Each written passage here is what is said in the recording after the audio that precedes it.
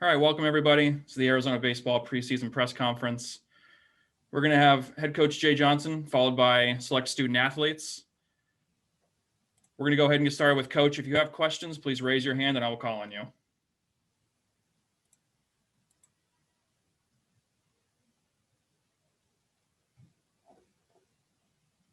We'll start with Michael Lev, Arizona Daily Star. Hey there, Jay. Michael. Will this be the most competitive college baseball season of all time, possibly because of the shortened draft and the ability of seniors to return for an extra year? I think as a coach, something I value is experience, and I've really enjoyed having an older team. We have a number of players that are in their third and fourth year at Arizona, and that doesn't really happen all the time with as many players that usually get drafted from the top tier team. So I think there's an age/experience benefit that every team is going to get. With that being said, there was a lot of competitive learning opportunities that were lost because last year, essentially, we only played about 25% of the season. So I think it's going to be really interesting. You have old players. A lot of it will probably be determined by what they did from the end of last year until the start of this year in terms of improvement. I think some of our players have done a really good job with that time and made it very useful. And I'm sure that teams across the country have guys that have done that as well. So I'm really interested to find out what that looks like. And we're certainly excited about the high level of competition, as you mentioned. Sure. And your team specifically, you had, a couple of relief pitchers, key relievers, whose eligibility would have been exhausted. They came back. Handful of freshmen who might not have, who might have been drafted, ended up here. Some guys like Dante Williams and Jacob Blass, who also, might not be here if it had been a regular season and a full draft. So how is that going to impact your team in 2021, having all those additional players that you might not have had otherwise? Yeah, I think you can't understate it. When all this went down, there was a lot of things that we didn't know what we're going to be like. Is there going to be another year of eligibility? How long is the draft? So constructing the roster, there were a lot of questions for a long period of time. When we finally got some clarity on that, I went pretty hard at, guys like Dante, Jacob, Vince, Preston. I mean, we're on the phone a couple times a week laying out what the situation could look like for them based on everything that had happened. And, I just personally gave them my commitment that we were going to do everything that we could to put them in a position to be successful, to achieve the things they want to after here. And it goes without saying, those guys are very meaningful to our team, both from a performance standpoint, leadership standpoint, and all those intangible things. You can't understate that, especially, we had a relatively large freshman class, and the impact that they can have on those players is really, really important. So I like looking at our team with those guys on it a lot more than if they weren't here. So that's something that we're excited about. I don't wish COVID would have happened, but, I think probably the biggest positive is all those guys are still with us and going to be with us in 2021. Next question, Jordan Ham, Sports 360 AZ.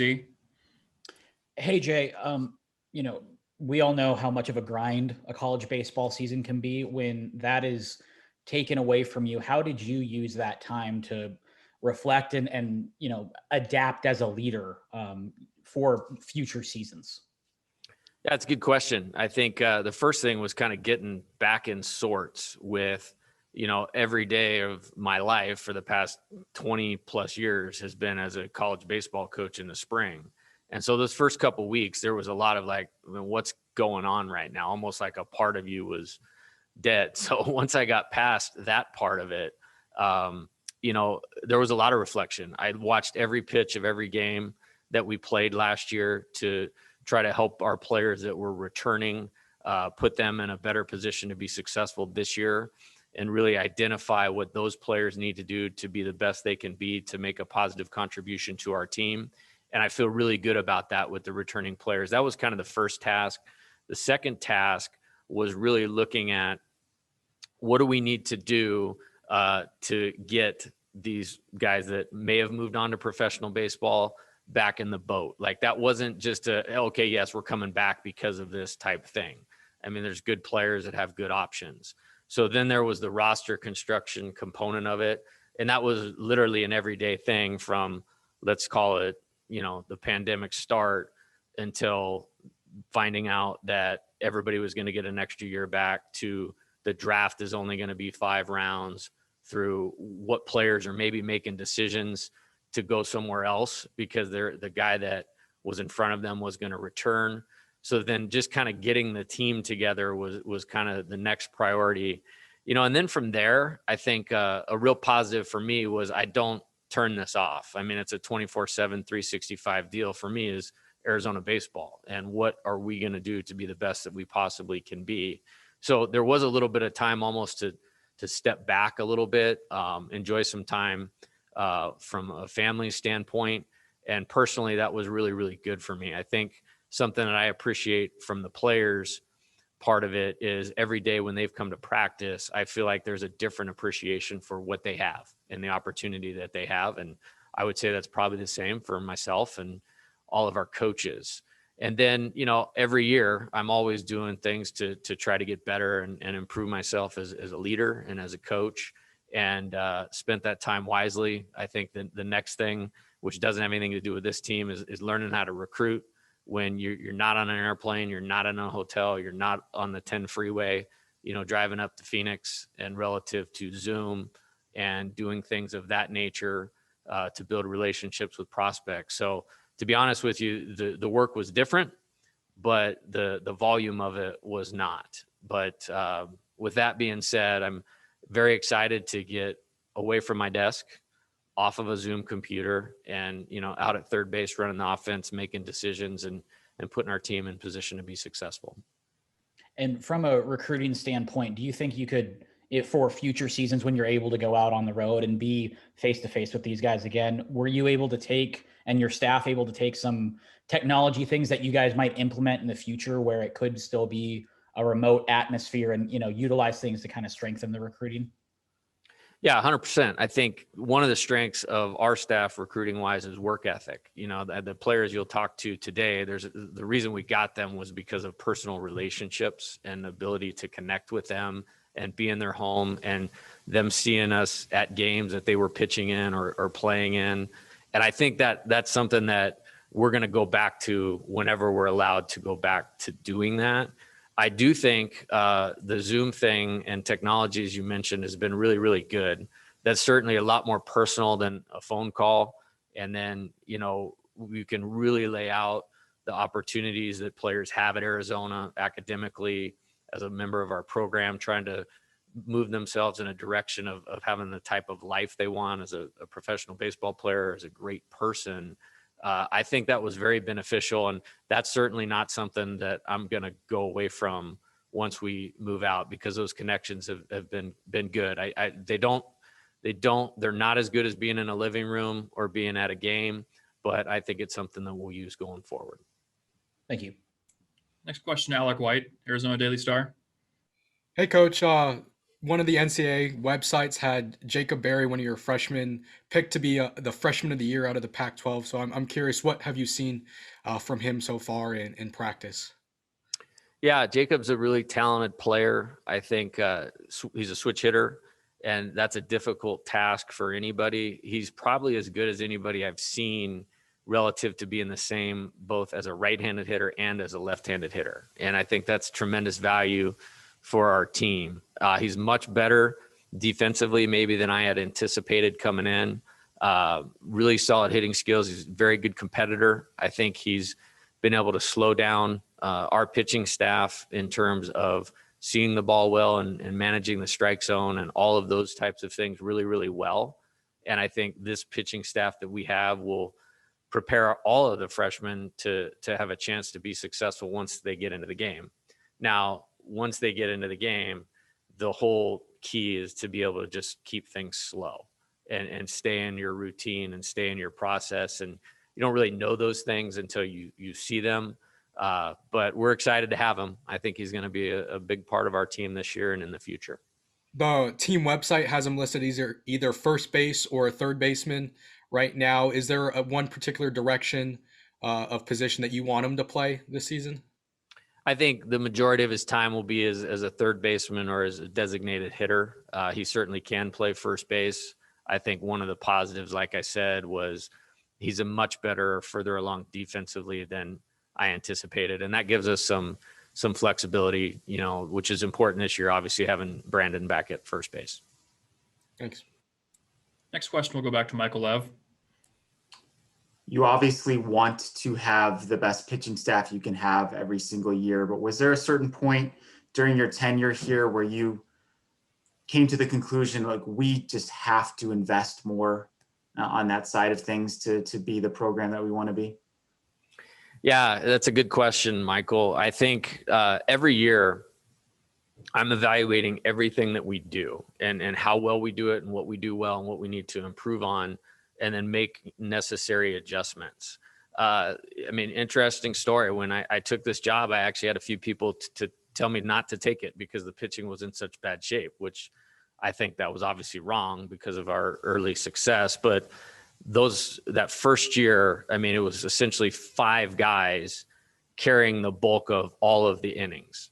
And to think about that, we added, or 6 guys. We added 3 of those 6 guys after I was hired. And so then they all left quickly because they were older.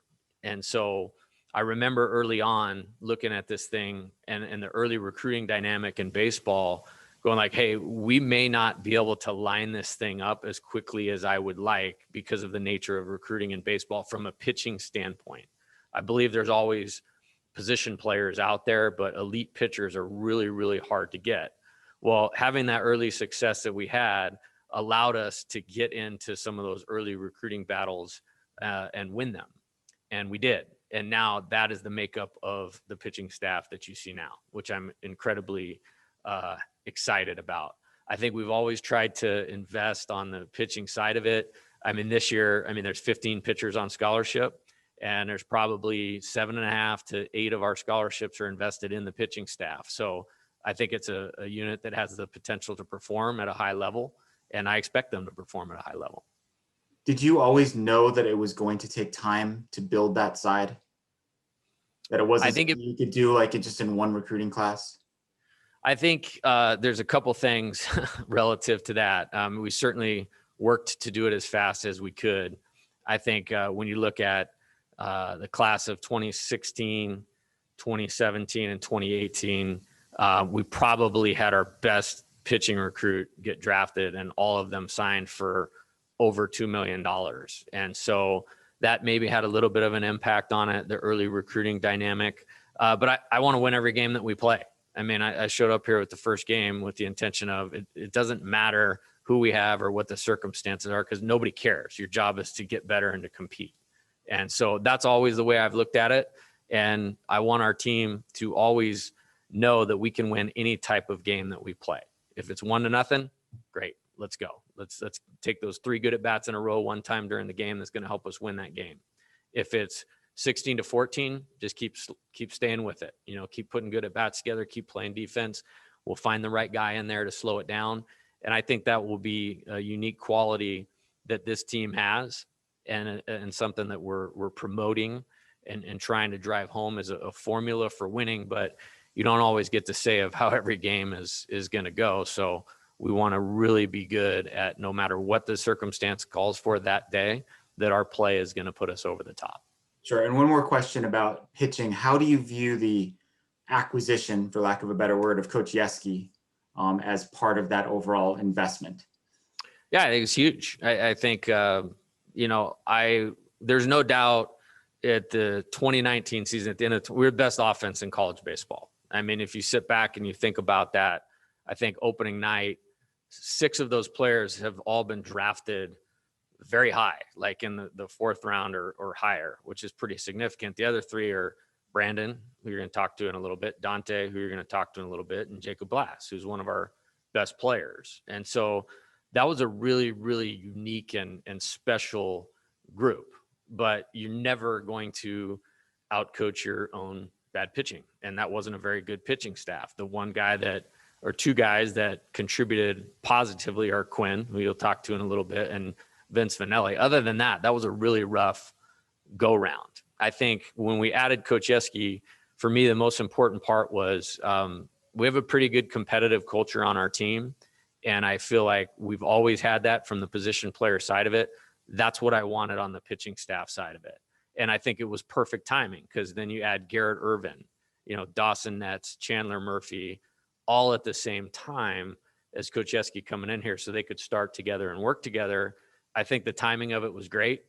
We certainly didn't anticipate the COVID thing getting in the way of that, but very happy that he's here and working with our pitchers. Next question will go back to Alec White. The schedule is a little different this year with 4-game series mixed in. Even like the first 2 series are both 4 games in 4 days. Is that going to change? Do you use pitching, mix and match pitching, and then your lineups? Well, like I said, I mean, we have 15 scholarship pitchers, so that theoretically should be an advantage for our team in that type of situation.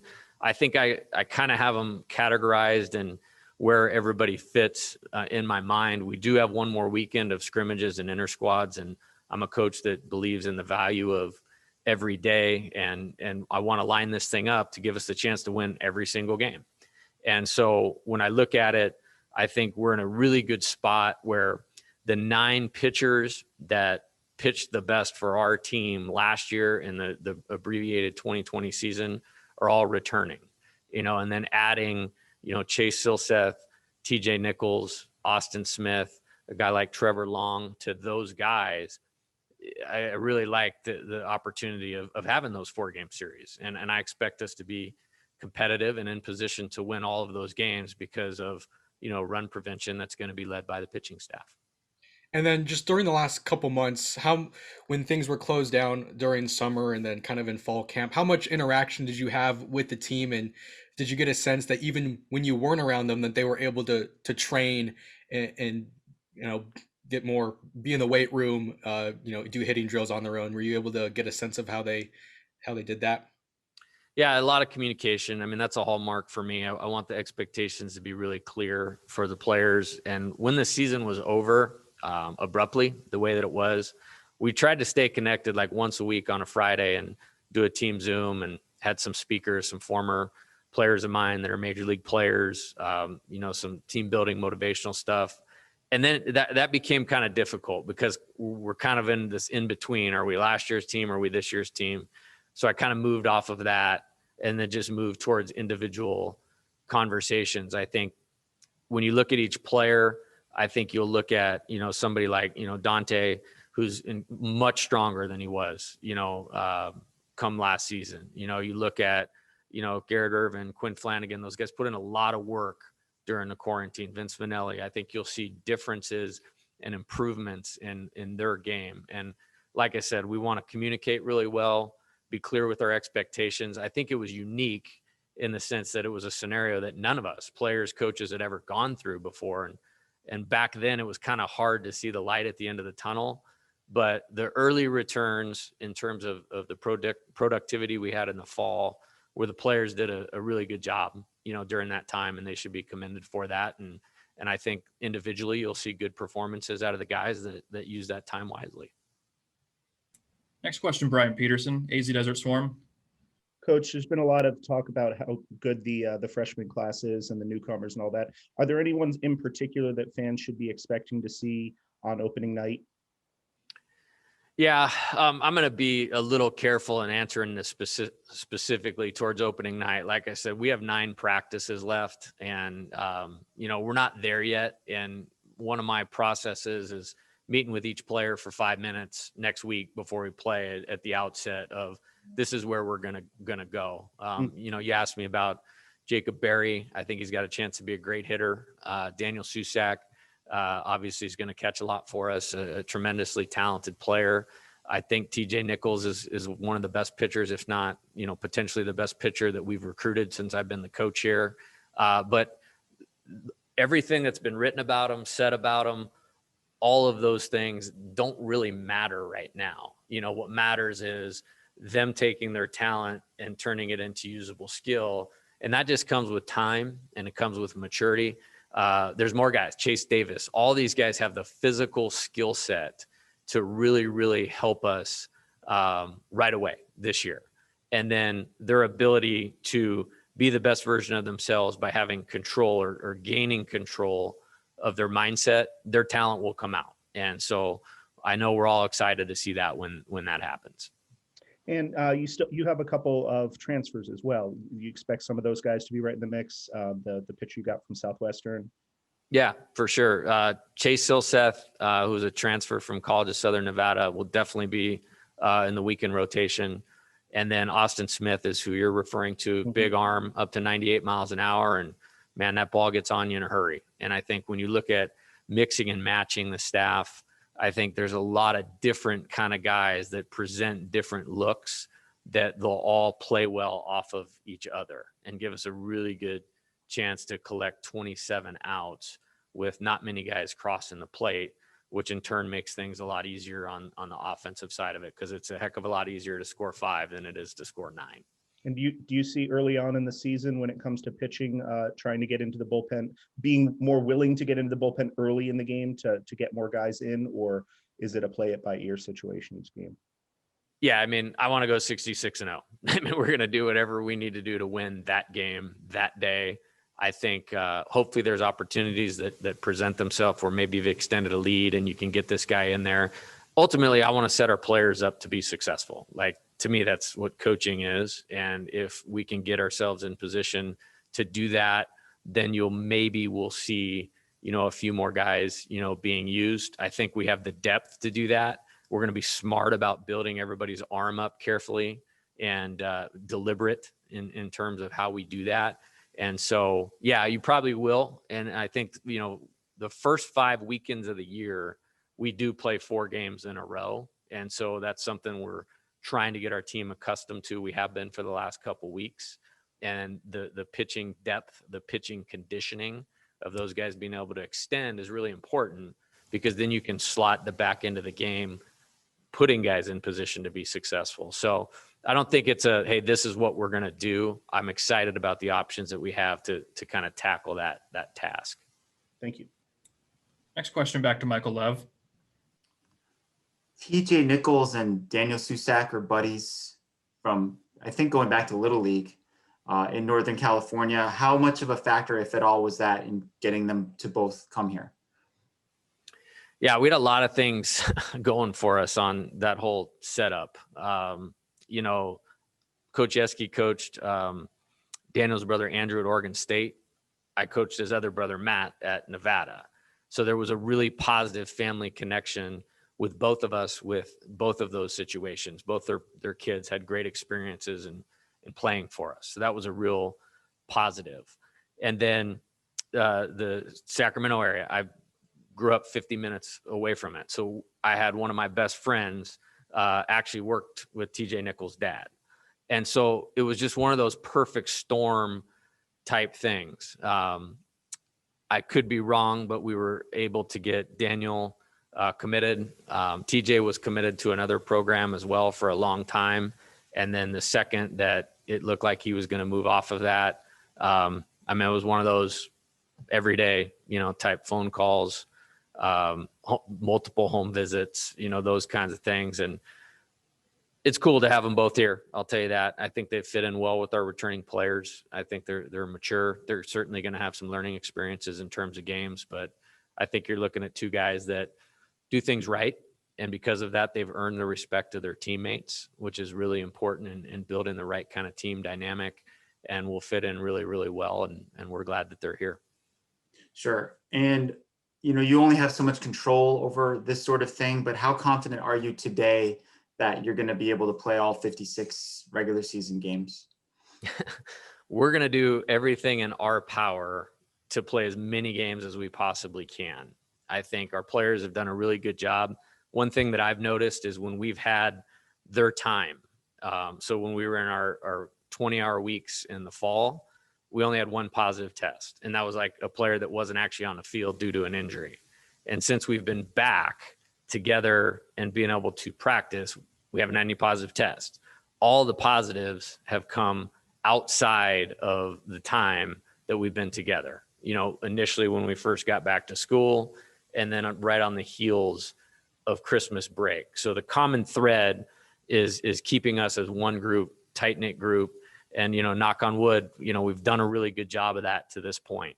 I think what I've learned about this whole thing is you can't control all of it. I have told the players a couple things. If a couple guys are out, we're not going to not play.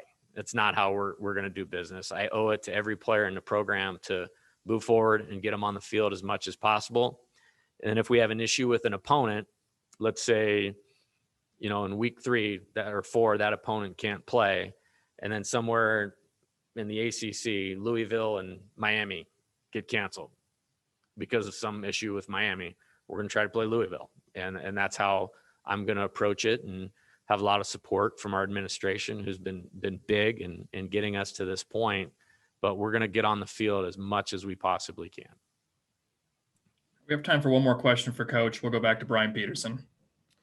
You brought up something with that made me want to ask, does the Pac-12 have any sort of minimums on available players, whether it be overall or scholarship, that you have to have in order to be able to play a game? They did that in football, and they've done that in basketball. Yes, and I'll give them to you. You have to have 2 full-time catchers is probably the most key component. You have to have 8 pitchers and 10 position players of any position. And so I think when you look at everybody's rosters, I mean, everybody has more players this year than they've ever had. It's unlimited roster. Guys came back for an extra year. I think that rule in itself, as coaches, we tried to set it at a place where we're going to keep ourselves in position to play, because we all want to play and we all want to compete. Like I said, I mean, life was just off, you know, not being in a 1-run game on a Friday or Saturday night last April, you know, so we all want to get back out on the field. And I commend the rest of my colleagues in the league that we all came to that agreement that those were the right numbers, and it gives us some flexibility, and hopefully we won't have any left-handers playing shortstop or anything like that, but you know, we're going to try to play. With that in mind, will you have a smaller travel roster to kind of or larger even, to deal with the possibility of players being out and avoiding having an outbreak on the road where the conditions would be different than they are at High Corbett and in town? Yeah, there's some other leagues that did increase the roster size. We did not. It'll be 27 for Pac-12. We only have 1 non-conference road trip of the 5 weekends. 4 of them are going to be at High Corbett. That one road trip, we're probably going to take a few more players and get them that experience where we have the opportunity to do that. Thank you. Great. Thank you, Coach. We'll be back momentarily with Brandon Bossier and Dante Williams. All right, we're going to go ahead and get started. This is Brandon Bossier, Dante Williams. If you have questions, please raise your hand. If we call on you, please identify who you're directing your question towards.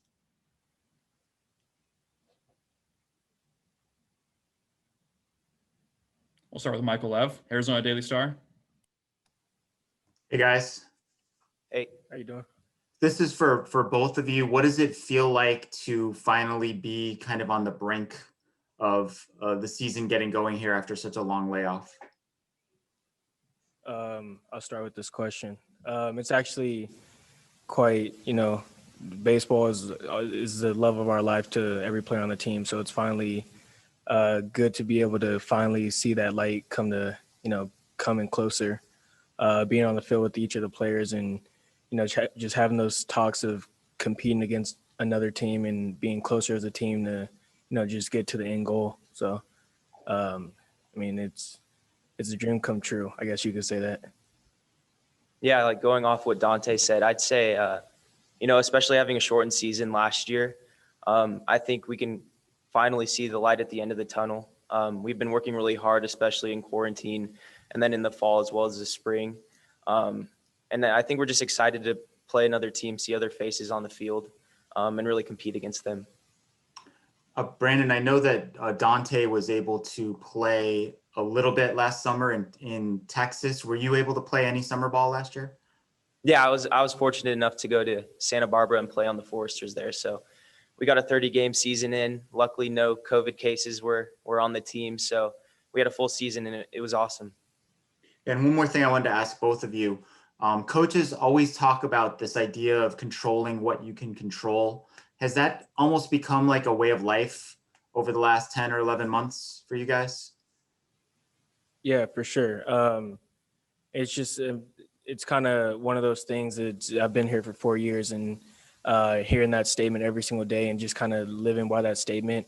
No matter what happens off the field, on the field, it's just being able to keep the right mindset, and just you can't really let any outside things that you can't control affect your everyday of life. So as the pandemic hit, it's just something that you just have to, like you said, control what you can control, and get better every day, whether it's something, a weight room, a lift in your house or something like that, or even building a relationship with your family. So it's definitely a lot of life lessons to learn, and moving forward in professional careers, and our team, just being able to control like what happens within the team, and our mindsets and stuff like that.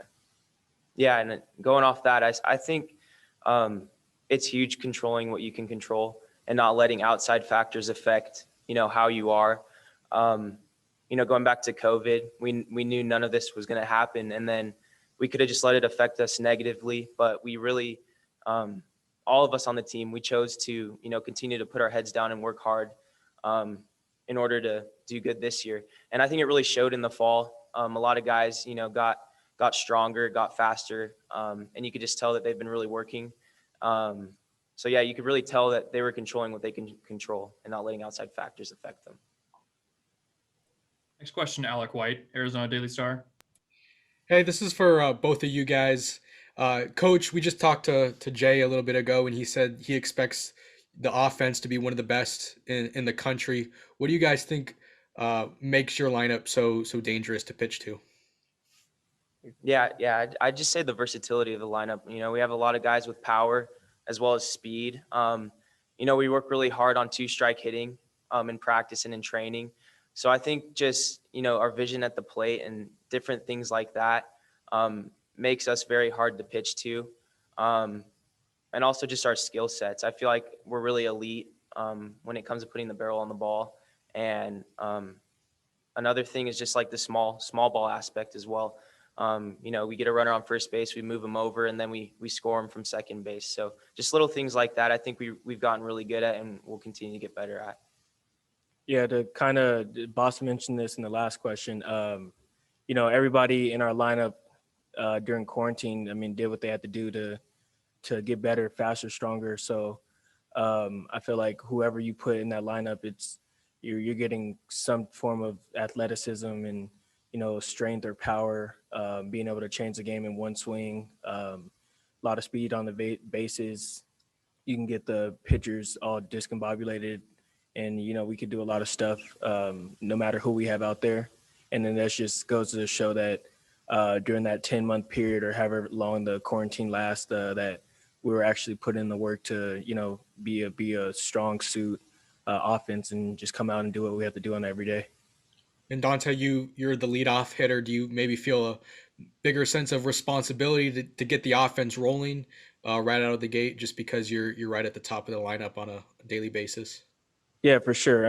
It's definitely a nice place to be, and it's just having the same mindset every game, being able to, just be a leader on the field, and have the energy and be ready from the first pitch of the game, and kind of just get that kickstart off for our team. And no matter who's in that leadoff spot, I feel like whoever we put up there, and it's just going to be a lot of energetic, abilities and things that you don't see a lot of other places have.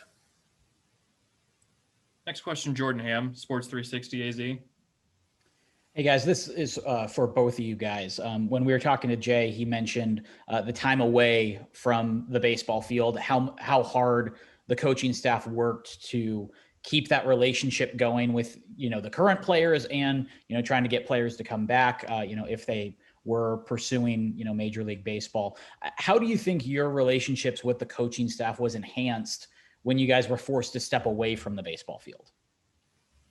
I think, it hit everybody pretty hard too. So I feel like at that point in time, it was just about, I would say more of like comforting the players. It's tough on all the players, especially guys that, may have been their last baseball game ever. So just being able to like conversate and communicate and just kind of, we're all going through this tough time together. So just having players back, having coaches backs and stuff like that. So just realizing what we're all going through. I think that just, put an emphasis on how the coaching staff here at Arizona treats their players and how they continue to treat us.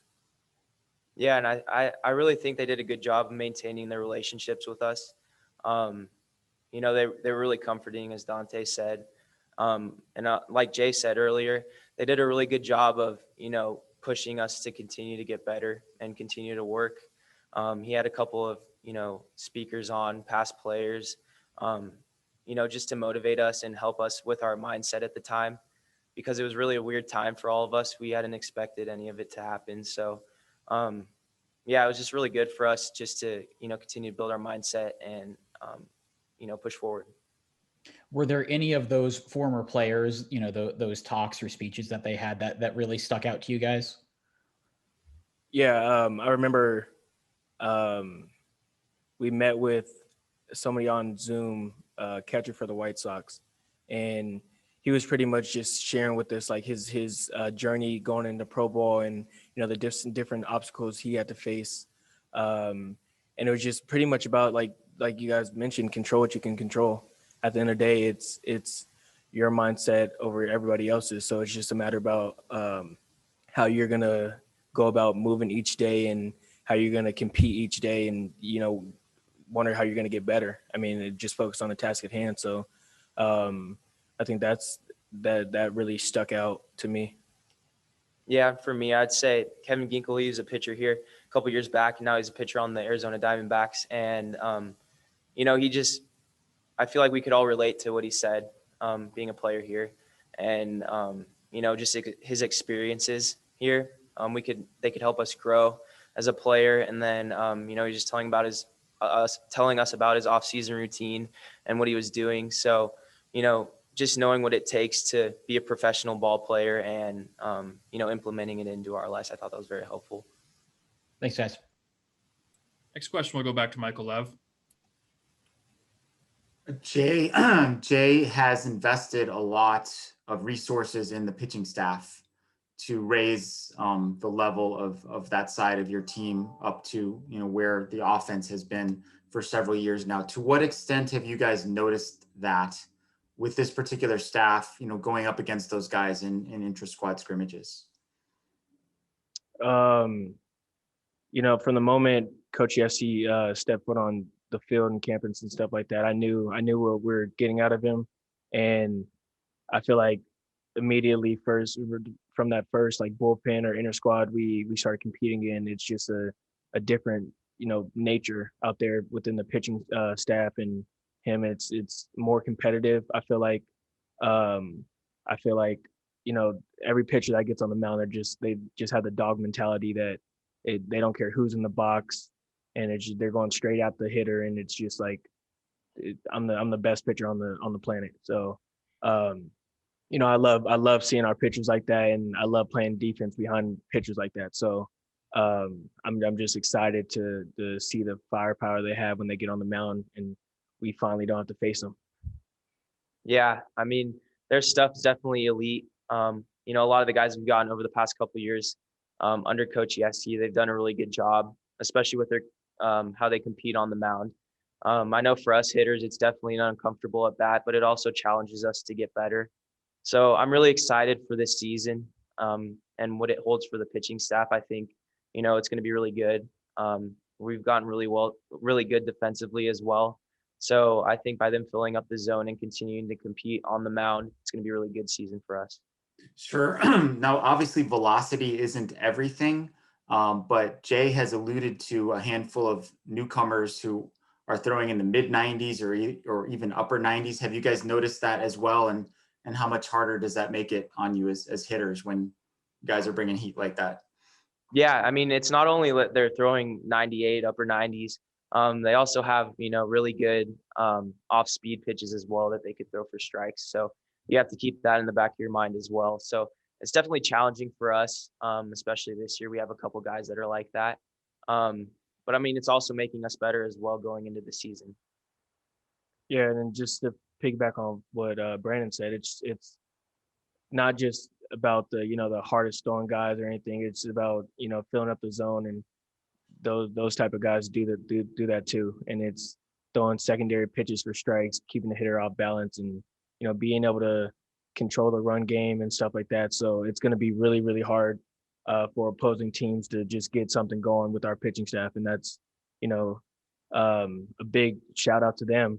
Just the hard work they put in on the pitching side of it, becoming closer as a pitching staff, and just doing everything that they need to be doing. And you could tell it's showing. Sure. And one more for both of you guys. Which newcomer or newcomers have impressed you the most? And it can be a pitcher or a batter or whatever position comes to mind. Yeah, I'd say, a couple of them. For position player wise, I'd say Jacob Berry. I think he's made tremendous strides already at Arizona, especially with his swing and defense. I think he could be a really big contribution to the team this year and help us win. Another person is TJ Nichols. He has electric stuff on the mound, obviously. He's been up to 98. But he also can control his off-speed pitch as well and keep us off balance. So I think they're going to be two key factors in winning this year for us. And I'm really excited to see what they do. For me, I mean, Daniel Susak, a guy that's praised a lot. I feel like he knows how to control the game, and he's matured a lot as from when he first stepped on campus. So I feel like he's a great guy that could hold that position and do the right things on the field and off the field. Pitching side of it, TJ Nichols, just like Boss said, electric stuff, competitive, and just goes out there and just has one job, and he just gets his job done every time. All right. Thank you, Dante. Thank you, Brandon. We'll be back momentarily with Quinn Flanagan, Garrett Irvin. Okay, to wrap up this afternoon, we have Quinn Flanagan, Garrett Irvin. If you have a question, please raise your hand and direct your question to the individual. We'll start with Michael Lev, Arizona Daily Star. Hey guys, Coach Yeski has been around for over a year now. Obviously, the season was shortened a year ago, but having been able to spend a lot of time working with him, what is it that he brings to the table that makes him such an effective pitching coach, do you think? I think it's not only his coaching ability, but I think just his the culture he brings with him. He kind of came in and he just everyone just started getting going, and you could tell just the presence he had and what even returners that you saw them change completely, guys like Gil Luna and stuff like that. So just the culture he presented and he impacted us a lot. Yeah, just to piggyback off what Garrett said, I think the culture was really the most important part of it. I think his mentality is really he's said all the time, he's more of a guardian to this program. And I think that what that means, he just kind of lays out the guidelines and let the players, kind of take the reins and how we want this thing to run. And I think for me personally, I feel like I can speak for Garrett too. That's been really important for us in our development, just learning how to, manage this team and kind of take things in the right direction. Sure. Jay talked about the pitching side of it becoming as competitive. I think that was the word he used as the offensive side. Dante and Brandon were talking too about how it seemed like as soon as Coach Yeski got here, like the approach changed within the staff. Did you guys notice that at all? Like sort of a change in the mentality a little bit? Yeah, I think so. It's something that we definitely work on. We spent a lot of time to the mental game and long talks with Coach Yeski just about, how we want things to kind of be directed when we're out there on the mound. And I think when you have a group of guys, this talented with this good of stuff and can offer different looks on the mound, the competition kind of pushes us to perform our best. I think that's something that we're all really grateful for. And to go off what Quinn said, the mental game helped a lot. I think Yeski kind of made it seem like, we have to go after the hitters. I think a lot of the pitchers, you kind of view it as, oh, he's hitting, 300 or this guy's, top recruit. So you kind of view it differently. But he kind of told us that, you go out there, you attack them, and if they hit it, they hit it. But most of the time, they're going to hit it in the defense and we're going to make a play behind them. So I think he helped us just develop more of an attack mindset. And I think that, eased our tensions with a lot of our pitchers and we were able to perform better after it. Sure. And then this question is for Quinn, because you've been around the program a little longer than Garrett has. But does this seem like the deepest, most talented pitching staff that you've had since you've been here? Yeah, I'd definitely say so. I think it's a really good mix of guys who have really good stuff, power arms, guys that can offer, different looks and get to outs and really fill up the strike zone. And, I think as a unit, this is the most fluid that we've been. Next question, Alec White, Arizona Daily Star. Yeah, this one's for Garrett. You got off to a really good start last year before everything kind of got shut down. What was it about the way you pitched last year that allowed you to be so successful? I think just going back to what Yeski taught us, just attacking hitters and that kind of mindset. I think, I had the chance to, face different hitters at different divisions and from JC and Division II. So I kind of had that in my back pocket, but it was a whole different ball game, going up against, Division I hitters. So I think just talking to returners like Quinn and all the other guys that returned and Yeski and just seeing what, they had to say and how I can use my stuff to, get those hitters out. Cause my stuff that, worked the year before or, my freshman year might not work against these hitters. So I noticed that. And then just developing, 4 pitches and being able to throw them in all different counts, which is what Yeski, preaches on and what, all of our new guys and returners have gotten a lot better at. And then this one, either of you guys can answer this one. You had a couple transfers come into the program on the pitching side. Just what have you noticed from them that stands out so far? I would say just their stuff and competitiveness. A lot of the transfers that we've gotten, they run high end stuff on the mound, and it feels like every time they're out there, they're competing. They don't care who's in the box, and I think that really fits in with the mentality that we want here as a staff. To go off what Quinn said, guys like Chase Silseth, he came in and obviously, you see him in the pen and he has electric stuff, but it's those guys that like Austin Smith and Chase that you see him against hitters and you realize that, they have elite stuff because it's kind of a different story when you have a hitter in the batter's box and it seemed like they got better. So just seeing their stuff play against, the offense that we have, which is obviously, been the talk of Arizona for the last few years, which is, good. So just seeing their stuff play against them and I'm pretty confident in our pitching staff for this year. Next question, we'll go back to Michael Lev. So you played 15 games last year, things get shut down. How did you this is for both of you, how did you go about staying sharp, staying in shape during all of that, quote unquote downtime? I'd say there was definitely a time period at the beginning where it was just very confusing. No one really knew what was going on.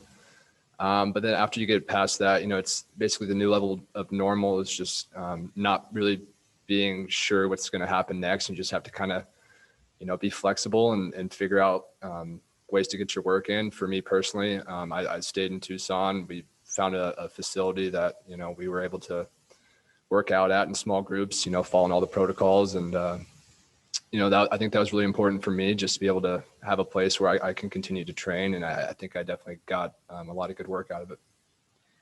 Yeah, it was interesting to see after COVID, obviously, because, you have a large extended, amount of time that guys are just at home and, they could do whatever. Obviously with COVID, it made it extremely hard to find a place to work out at and train at. But I was interested to see how the pitchers and the position players would use that time. And we came back and it was almost like we never left. And if we did, we got better. So guys like Quinn stayed in Tucson and trained. And, you saw his velo jump. I remember coming back one of the first weeks and going to that facility in small groups and seeing Quinn. And it was like a whole different guy. So just guys like him and other guys that were able to use, weight rooms or backyard weight rooms and parks to play catch at. And, Brandon Boss got to play in a summer league. So I think everyone just kind of scrapped together, but it worked out.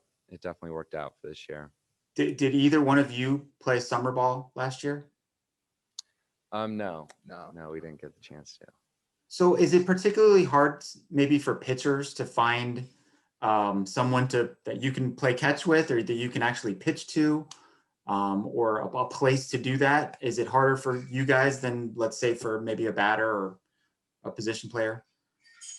I don't know about necessarily harder, but it was definitely nice. I think we had a good group that, stayed in Tucson. Garrett was there, and some other guys as well. But no, I think we just took advantage of what we were given pretty well.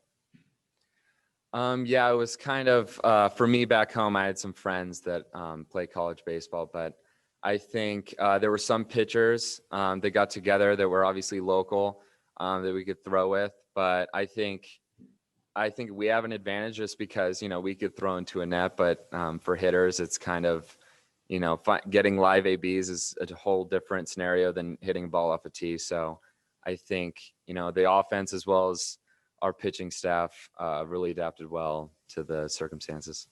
Sure. And Quinn, Garrett mentioned an uptick in your velocity. Where are you at, or how many miles per hour have you gained? And how do you think, was that just a product of weight training, getting stronger? Yeah, I think I definitely got stronger. I think during that time period, I also learned to move more efficiently on the mound. I think I sit anywhere from 90 to 93 now, which is definitely a lot higher than I have been in the past. And I think it's just because of those two things. Sure. And one more for you guys. Is there, on the hitting side of things, is there a newcomer who has impressed you the most, who always gives you a hard time when you're facing them in inter-squad scrimmages, or has really stood out in that regard? Yeah, I mean, Dante and Brandon kind of touched on it, but Daniel Susak and Jacob Berry, I feel like they offer, very mature at bats, and they obviously have the tools to run it out on you if you make a mistake. So I think they are going to, definitely have a pretty good impact on this team this year. Yeah, for me, who's always a tough out was Ryan Casper. He was always just a tough out, and I can never, figure out what his weaknesses were. And then, going up against a guy like Chase Davis, he, lefty on lefty, you feel like you have the advantage, and you pitch against him, and he's also a tough out. So, but yeah, I think the coaches and recruiting staff did a great job with bringing guys in, because it obviously makes us better when we have to face them every weekend. And I'm excited for the season to start so we could actually face, different hitters and not go against guys like, Dante and Boss. So. Sure. Actually, I have one more for you guys. You mentioned being, feeling excited. Is that the prevailing sentiment in the locker room with the season, 7-8 days away here? Are you still kind of feeling anxious about things because, there's just so much uncertainty about, your opponent, whether they can field a team, et cetera? How would you describe kind of how the guys are feeling with the season almost here? I'd say it's definitely excitement. I think even these last 2 weeks that we've started inter-squadding, the energy has just been at a different level. I think it's definitely headed in the right direction going into the season. It's been a while since we've had a different jersey in the other dugout, and I think most of the guys are just, ready to get to that point in the season. And I like where we're headed so far. Yeah, to go off what Quinn said, it's definitely excitement. I think ever since COVID happened and everyone, was kind of cooped up for, it seemed like a year. So we came back and you could just tell that everyone, first day of practice, everyone was excited, even if we had to wear a mask or whatever. So I think it was just a long time coming, and it feels like we haven't, played a different team in over a year. So we're all excited to get back and show everyone what we could do. Great. All right. Thank you, everybody. That's all the time we have for today. Thank you for joining us.